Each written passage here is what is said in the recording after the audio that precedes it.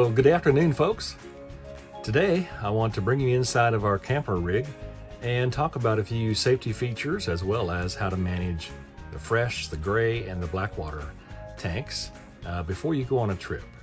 So let's get started. Come on in here and I'll show you around.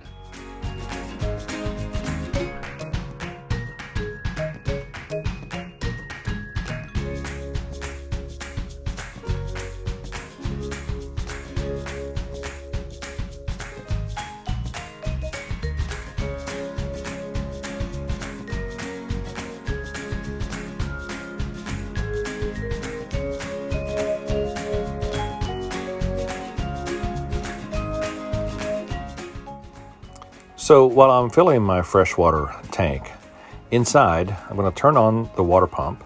That will test the water pump and see if it's still working. And then I'll start adding some water to the gray tank. The reason I'm doing this is to get some products in the gray tank, to get some sort of cleaning action going on before we even start the trip. This will help clean the indicators to show me what levels the water is and so on. You can buy products for this specifically, or you can use household products like I'm using here. So we'll put a little of this, a little of that in the gray system. Then we'll go back to the black system. And again, we'll put water in first, probably about 1/3 of a tank. So we'll add some cleaner, we'll add some borax to the black tank as well. This will get the tank level indicators good and clean and ready for use. Sometimes there's questions about how to handle the utilities in a unit like this. There's shore power or generated power, there's 12 volt, and there's gas in this unit.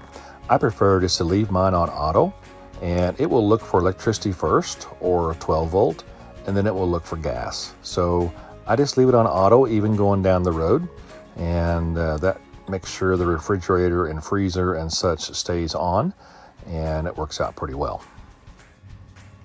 This unit happens to have a carbon monoxide alarm set up on the 12 volt system and also an RV propane gas detector, which I like.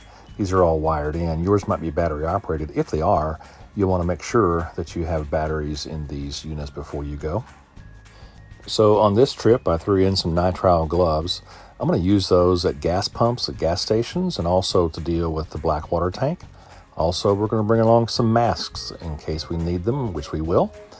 My wife always has plenty of bacteria killing agents around. We like to use this moisture absorber as well, and campers are really susceptible to retaining moisture and humidity, and so we like to keep that in our system, and it works pretty well to keep us dry. Storage can be a challenge in a unit like this. We found little containers with handles on them.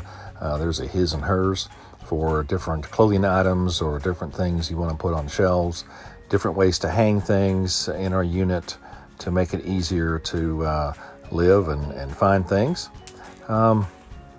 Also, a word of experience and caution: if you have any liquids of any type, it's good to store those in the sinks, maybe in the shower, or in a container in the back of your truck or somewhere that they won't tip over and ruin your floor or the inside of your camper while you're on the road.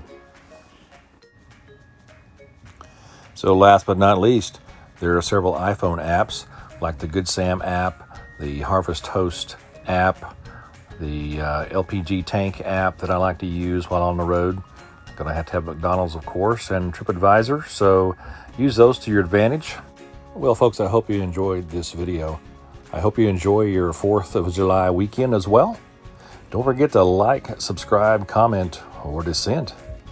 You've been watching the Junkyard Tailgate channel. Good day.